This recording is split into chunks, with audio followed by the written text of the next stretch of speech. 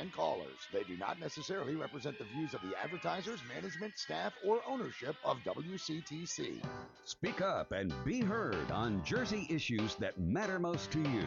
Call Jersey Central with Bert Barron now at 732-545-9282 or toll free at 888-545-9282. Your state, your home, your voice. Jersey Central with Bert Barron on the new Talk Radio 1450 WCTC. 7:08. Welcome to hour number 2 of Jersey Central on the new Talk Radio WCTC, the voice of Central Jersey. It is Bert Barron. Chance to win some Somerset Patriots baseball tickets coming up a little bit later on this hour. 4 tickets for opening night. Someone is going to win them. Maybe it'll be you, and your chance to win is coming up. Let's get to the Raritan Bay Medical Center Jersey Newsmaker Hotline. Welcome our special guest is with us here today. Author of a groundbreaking book on the Lindbergh case. The book called Cemetery John, which kind of takes a pretty interesting look at this. And he is Robert Zorn. He joins us this morning here on WCTC. Hey, Robert, it's Bert Barron. Good morning. How are you, sir? Oh, I'm great. How are you this morning? Good, Bert? good. Good to talk to you, and thank you for making yourself available this morning. This book that you've written really takes an interesting kind of look at this, that people think they know how this whole thing played out. But your book, Cemetery John, kind of takes a very unique and different look at this. Can you talk about what the book that you wrote? Yes, the book was published 4 years ago by the Overlook Press in New York. And the story actually begins back in the South Bronx. My father, Eugene Zorn, he was became a nationally recognized economist, was a 15-year-old boy in 1931. And he had a neighbor named John Knoll who lived 3 doors down from him. John was a German immigrant who was born in 1904, came to the States in 1925.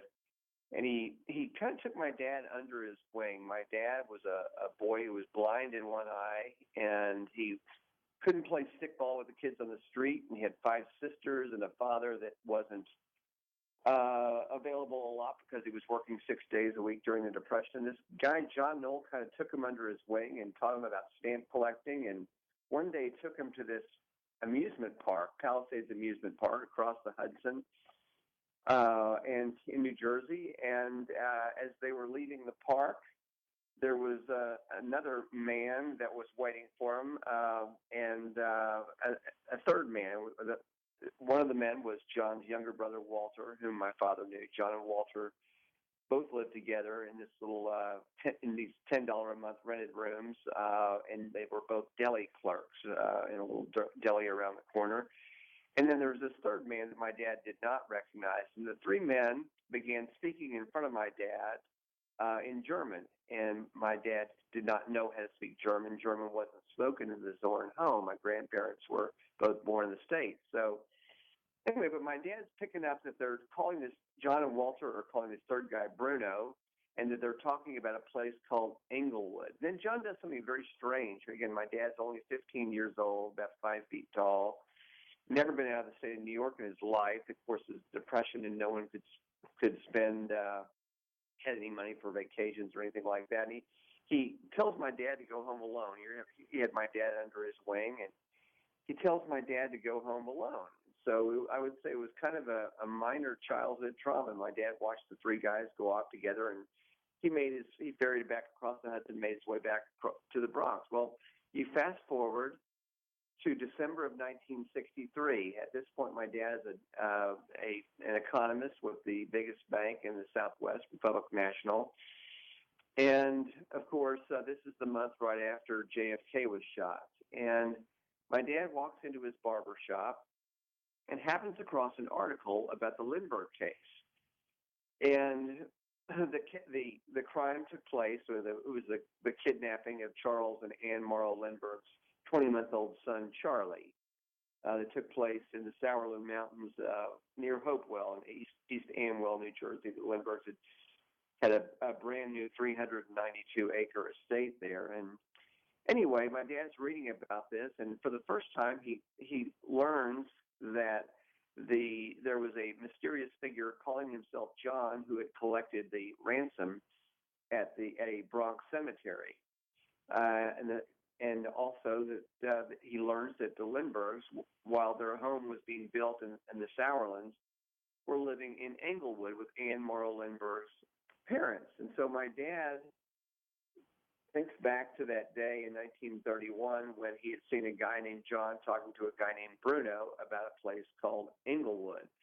And as he researched the case further and saw descriptions of Cemetery John and contemplated what he had seen and did a lot of research, he ultimately drew the conclusion that his neighbor John Knoll was in fact this never caught man named Cemetery John. Wow. So he's kind of putting two and two together and says, "Oh, wait a minute, they got it wrong. There's a lot more going on here than we were led to believe."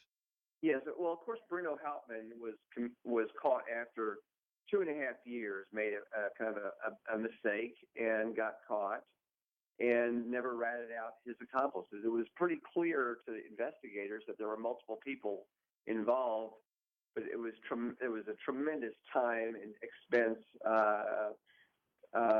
involved in chasing down the kidnappers. And once they caught Hauptmann, they just were happy to close the case and get him convicted, and that was that. So at that point, John Knoll only made based on my research, only made one trip back to Germany the rest of his life. I have a photograph of him on the SS Manhattan sailing to Germany 3 weeks before Hauptmann goes on trial. He spent the equivalent of 6 years' rent to do so, to take him and his wife, his new wife, to Germany. And on the very day of Hauptmann's conviction, February 13th, 1935, that's the day that John Knoll left Europe to return to the States. Yeah, obviously, at this point, he knew that Hauptmann had not ratted him out on the witness stand. Wow, how about that? Now, this that's covered in the book here when you detail all this. This has been endorsed by some pretty big people, as including former Governor Byrne has said this is worth looking at. It is worth looking at, isn't it? And opening this thing back up. Yeah, I think so. In fact, Governor Byrne was the last governor to occupy the Morven Mansion in Princeton, and they have a year-long exhibition pertaining to the Lindberghs, and they've just invited me to speak sometime this fall. But yes, it has been endorsed by many people. The chairman of the statistics department, the Wharton Business School, certainly not one given to be swayed by wild speculation. He's a true crime buff, Dr. Ed George, and he examined the evidence and said there's a 99.9% chance that your dad's neighbor, John Knoll, was Hauptmann's accomplice in this thing. One of the most compelling pieces of evidence is there was a police sketch done in 1932 of Cemetery John, and I've ended up becoming good friends with members of John Knoll's family. In fact, I've been invited to 2 family reunions, which is part of the miracle of the story. And the police sketch is a dead ringer to a photograph I have obtained of John Knoll, and in fact, the physical description matches right down to a deformed left thumb. Wow, that's pretty amazing. Is the book still in print, Robert? Sure. Yeah. Sure, absolutely. How does someone purchase a copy of the book? Oh, it's available on Amazon or through bookstores. Awesome stuff. The book is Cemetery called John. Cemetery John, and I'm going to look into this. This is a pretty interesting angle of this that I had I'm never been exposed to before today, I have to say. Yeah, I'm working on a second book, and since the publication of my first book, I've been working full time with a collaborator on this. Brilliant guy out in California. And we're working on a second book on this case that will involve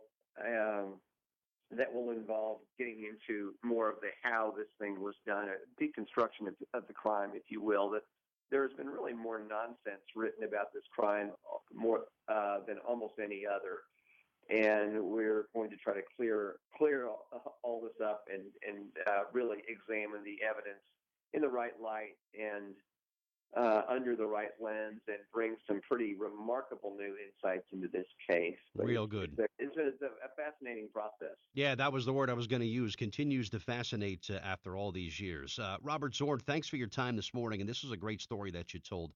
And I Okay. really appreciate the time this morning, Robert. All right? All right. Thanks, Bert. Take care. You do the same. Bye-bye. Thank you. All right, Robert Zorn. Wow. I never knew about this angle. Now this is worth kind of looking into, right? He was my guest on the Raritan Bay Medical Center Jersey Newsmaker Hotline. Raritan Bay Medical Center, the home of 3D mammography.